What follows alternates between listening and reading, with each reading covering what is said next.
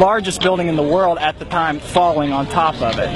Well, now, so let's talk about that. We'll take it's apples and oranges here. Okay. Sure. So there was some damage to Building 7. Absolutely, from Tower 1. And now NIST, do you know what NIST tells us about that damage from Tower 1 to Building 7? They say no significant factor at all. This building collapsed due to normal office fires. Yes, that's what they say. And in fact, the office fires, they say, were fully engulfed in the building, and yet we have no examples of large fires. 8 to 10 fairly small fires is what we have.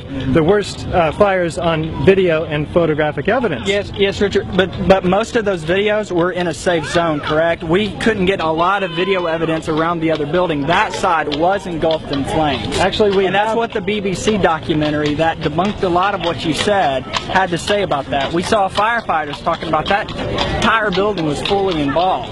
I mean, that's a firefighter. We do have videos from all around the building. Yes, we do. The north side, there's a few small fires. The south side had a lot of smoke, but no visible flames. So we do. When there's smoke, Richard, there's what?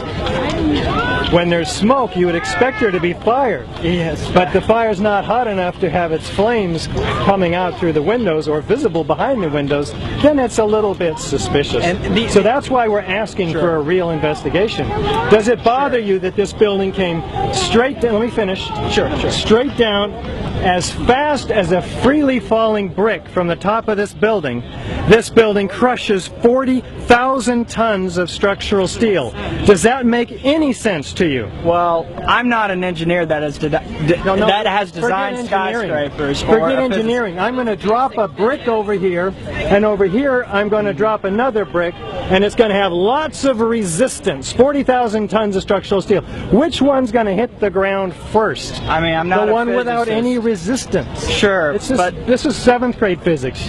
Sure. Well, I'm a high school history teacher, so physics isn't my expertise. But Richard, let me tell you something else that bothers me. Thank you very much. Appreciate your support. 8E911truth.org.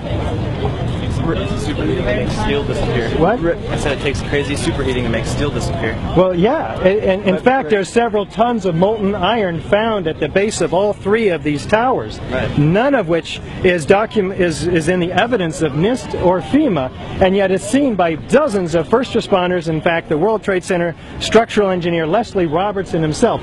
Why couldn't they acknowledge that there was all of this molten metal? I'll just finish my point here.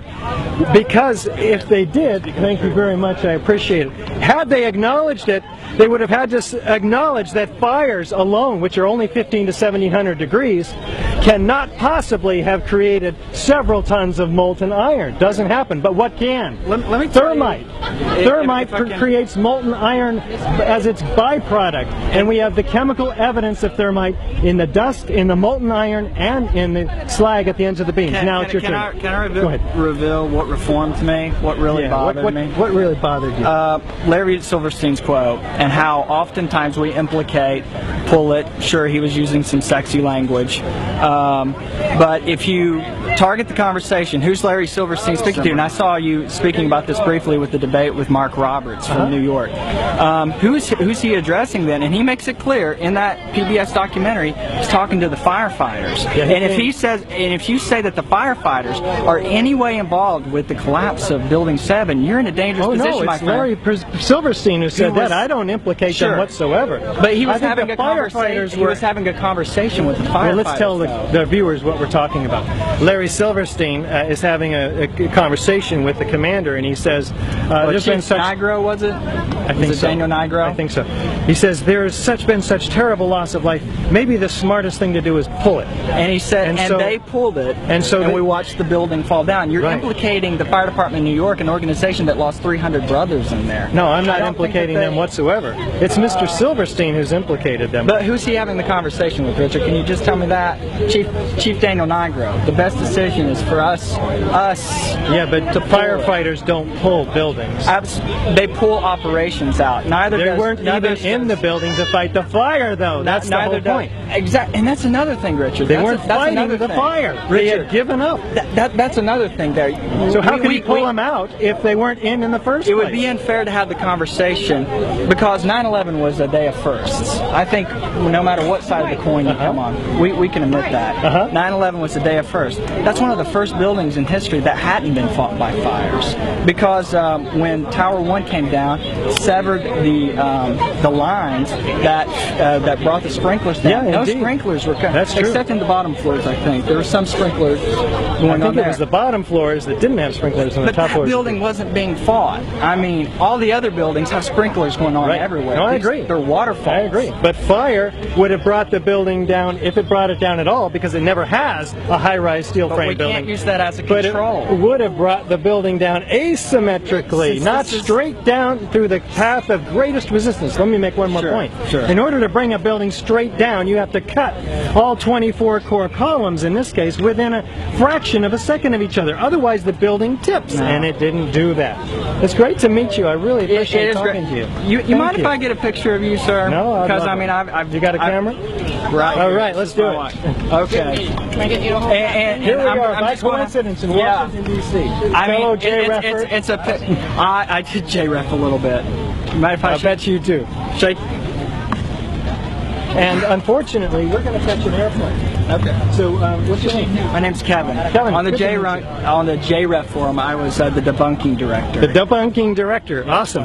So unfortunately, we've got to catch an airplane. We're going back to Berkeley today. We've been speaking with the debunking director at the JREF forum in front of the White House. What? It's kind of coincidental that you're all here today. It's very coincidental. We got to have a nice conversation. I wish we could have more, have lunch together. I would love to.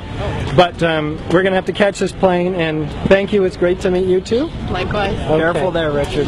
Thank you. All right. Thank you. You too, Kevin. So we'll catch the airplane and we'll keep going. Thank you. Bye-bye.